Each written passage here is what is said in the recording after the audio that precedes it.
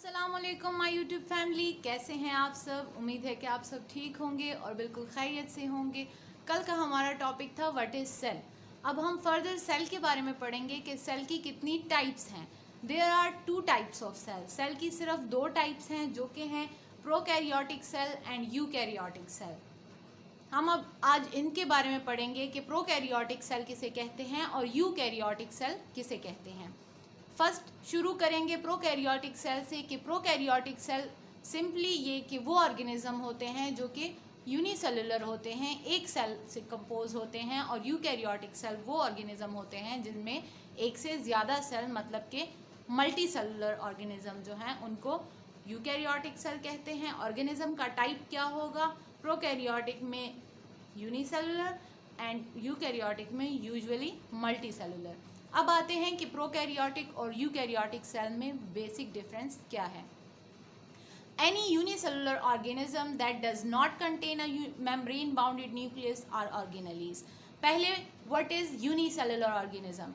जैसे मैंने पहले बताया, यूनिसेलुलर ऑर्गेनिज्म वो ऑर्गेनिज्म होते हैं जो कि they are composed of one cell, जो एक सेल से बने होते हैं।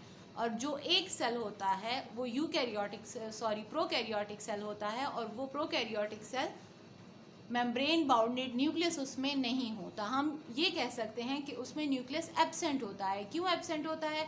क्योंकि वहाँ पर न्यूक्लियस तो होता है, न्यूक्लियर मटेरियल होता है, लेकिन न्यूक्लियस को जो बाकायदा उसका मेम्ब्रेन है, न्यूक्लियर मेम्ब्रेन है, वो बाउंडेड नहीं होता, वो वहाँ पे प्रेजेंट नहीं होता। तो हम ये कह सकते हैं कि न्यूक्लियस ही एब्सेंट होता है, क्योंकि वहाँ पर कोई मेम्ब्रेन बाउंडेड न्यूक्लियस या कोई भी मेम्ब्रेन बाउंडेड ऑर्गेनेली हमारे पास प्रेजेंट नहीं होती। As compared to eukaryotic cell is any cell that contains a clearly defined nucleus and membrane bounded organelles। Eukaryotic cell में न्यूक्लियस भी होता है जो कि मेम्ब्रेन बाउंडेड होता है, क्लियरली डिफाइंड होता है, और ऑर्गेनेलीज भी प्रेजेंट होती हैं, जैसे कि हमने रिसेंट लेक्चर में उनका स्ट्रक्चर पढ़ा, जैसे कि माइटोकॉन्ड्रिया, गोल्जी बॉडीज वगैरह वगैरह। वो सारे ऑर्गेनरीज में आते हैं, सेल ऑर्गेनरीज में आते हैं जो कि साइटोप्लाज्म में एग्जिस्ट करते हैं, लेकिन वो सारे मेम्ब्रेन बाउंडेड होते हैं। वो डिस्पर्स्ड हालत में नहीं होते, इधर उधर फैले हुए नहीं होते। हर एक ऑर्गेनरी, न्यूक्लियस सब जो है वो मेम्ब्रेन बाउंडेड होते हैं। उस सेल को हम यूकैरियोटिक सेल कहते हैं। प्रोकैरियोटिक सेल में सेल का साइज़ जो है वो बहुत ही छोटा होता है, स्मॉल होता है। इतना छोटा होता है कि वो जो ह्यूमन आई है उससे नज़र नहीं आता, क्योंकि अगर सेल जो है बहुत बेसिक यूनिट ऑफ लाइफ है, बहुत fundamental and building block of living organism है, तो इतना छोटा जो एलिमेंट है सेल, वो इंसान को उसकी नज़र से दिखाई नहीं देता। तो ऐसा ऑर्गेनिज्म जो कि सिर्फ एक सेल से बना है, यूनिसेलुलर है, उस एक सेल से, यूकैरियोटिक सेल से बना है, तो उस ऑर्गेनिज्म को हम प्रोकैरियोटिक, तो उस ऑर्गेनिज्म को हम प्रोकैरियोट्स कहेंगे, और वो ह्यूमन आई से नज़र नहीं आते, वो बहुत स्मॉल होते हैं। फिर हम आते हैं राइबोसोम की तरफ। राइबोसोम वो वाहिद सेल ऑर्गेनरी है जो कि प्रोकैरियोटिक सेल और यूकैरियोटिक सेल दोनों में प्रेजेंट होती है, लेकिन वहाँ पर प्रोकैरियोट में उनका साइज़ स्मॉल और यूकैरियोट में उनका साइज़ जो है वो लार्ज होता है। सेल साइज़ भी यूकैरियोटिक सेल में लार्ज होता है, क्योंकि उसमें न्यूक्लियस भी होता है, उसमें सेल ऑर्गेनरीज भी होती हैं। जाहिर बात है उसका सेल साइज़ फिर प्रोकैरियोटिक सेल के मुकाबले में बड़ा होगा। फिर हम न्यूक्लियस पे आते हैं। न्यूक्लियस यहाँ पर एब्सेंट है प्रोकैरियोटिक सेल में, लेकिन यूकैरियोटिक सेल में न्यूक्लियस प्रेजेंट है।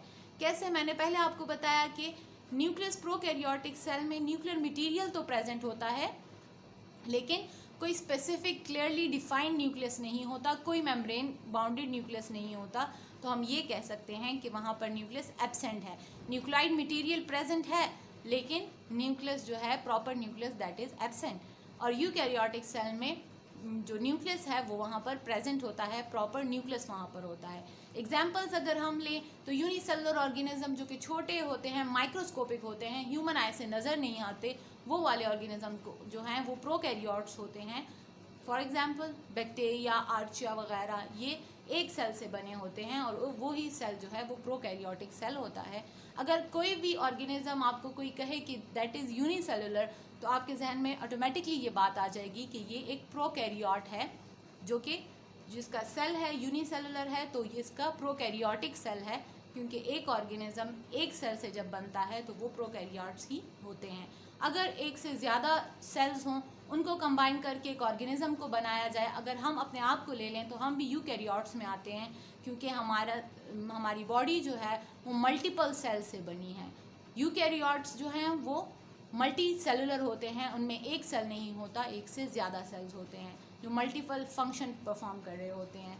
तो इसमें एग्जांपल में आएगा animal, plant, fungi, protista cell. Kingdom protista के जो सेल्स हैं या उनके ऑर्गेनिज्म है वो सारे यूकैरियोट्स में आते हैं और इनके सेल को हम यूकैरियोटिक सेल कहते हैं। अब हम जाते हैं स्ट्रक्चर पे, ताकि स्ट्रक्चर में हम क्लियरली बता सकें कि प्रोकैरियोटिक सेल किसे कहते हैं और यूकैरियोटिक सेल किसे कहते हैं। जी, तो अब हम इसके स्ट्रक्चर को डिफ्रेंशिएट करेंगे कि प्रोकैरियोटिक सेल और यूकैरियोटिक सेल में क्या डिफरेंस है। एक रफ सा स्केच आपके सामने है। प्रोकैरियोटिक सेल को अगर हम देखें तो ये कैप्सूल की शक्ल में है जिसमें सेल मेम्ब्रेन एग्जिस्ट करता है। सेल मेम्ब्रेन है, अंदर न्यूक्लियर मटेरियल भी है जिसको न्यूक्लियाइड का नाम दिया गया है। वो न्यूक्लियर मटेरियल है जो कि प्रेजेंट है, पर प्रॉपर न्यूक्लियस प्रोकैरियोटिक सेल में नहीं होता। फ्लैजिलम है, फ्लैजिलम बेसिकली बैक्टीरिया या फंजाई में होते हैं, तो ये उनका एक सेल है जो कि यूनिसेलुलर ऑर्गेनिज्म है। राइबोसोम वाहिद ऐसी सेल ऑर्गेनरी है जो कि प्रोकैरियोटिक सेल और यूकैरियोटिक सेल दोनों में एग्जिस्ट करती है। यहाँ पे अगर हम यूकैरियोटिक सेल में देखें तो राइबोसोम्स वहाँ पर भी प्रेजेंट है, वहाँ पर न्यूक्लियोलिस है जो कि न्यूक्लियस के अंदर है, लेकिन प्रॉपर न्यूक्लियस एग्जिस्ट कर रहा है जो कि एक मेम्ब्रेन बाउंडेड है, जिसके इर्द गिर्द एक मेम्ब्रेन है। तो इसका मतलब है कि स्पेसिफिक न्यूक्लियस इसमें प्रेजेंट है। माइटोकॉन्ड्रिया है, साइड में गोल्जी बॉडीज भी हैं। अगर हम साइटोप्लाज्म को देखें, सेल मेम्ब्रेन मैंने मेंशन नहीं किया, लेकिन यूकैरियोटिक सेल में सेल मेम्ब्रेन भी है, प्रोकैरियोटिक सेल में भी सेल मेम्ब्रेन है। उसमें भी साइटोप्लाज्म है जो कि इनर कंडेंस मटेरियल है, इनर जेली लाइक सब्सटेंस है। वो उस प्रोकैरियोटिक सेल में भी है, यूकैरियोटिक सेल में भी एग्जिस्ट करता है। जो मेन डिफरेंस इनका है, न्यूक्लियस वहाँ पे एब्सेंट है, प्रॉपर न्यूक्लियस एब्सेंट है, यहाँ पर न्यूक्लियस प्रेजेंट है। और वहाँ पर सेल ऑर्गेनलीज जो हैं वो एब्सेंट होती हैं प्रोकैरियोटिक सेल में, और यूकैरियोटिक सेल में ऑर्गेनलीज प्रेजेंट होती हैं। तो ये बेसिक डिफरेंस है prokaryotic cell and eukaryotic cell का। फिर इनकी डिवीजन की बात आ जाती है जो कि बाइनरी फिशन, माइटोसिस, मियोसिस पे फिर डिपेंड करता है, वो अलग सी बात हो जाएगी।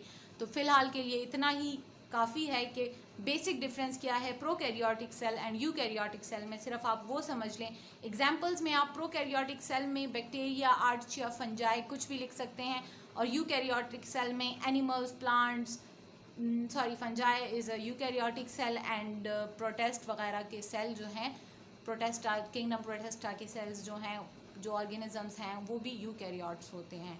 इधर हम अमीबा को ले सकते हैं, बैक्टीरियाज को ले सकते हैं प्रोकैरियोटिक सेल में। और बाकी आपको समझ आ गई है, न्यूक्लियस वहाँ प्रेजेंट है, यहाँ पे प्रोकैरियोट में एब्सेंट है, साइज़ उसका स्मॉल, लार्ज। ऑर्गेनरीज बेसिकली इसमें एब्सेंट होती हैं, उसमें प्रेजेंट होती हैं। सेल मेम्ब्रेन एंड साइटोप्लाज्म दोनों में एग्जिस्ट करता है, और राइबोसोम्स जो हैं वो दोनों में एग्जिस्ट करते हैं। और प्रोकैरियोटिक सेल, जो भी प्रोकैरियोट होगा वो यूनिसेलुलर होगा, और जो भी यूकैरियोट्स होगा वो मल्टी सेलुलर ऑर्गेनिज्म होगा। उम्मीद है आपको आज का लेक्चर समझ आया होगा, basic difference between types of cell. And thank you so much. अल्लाह हाफिज़।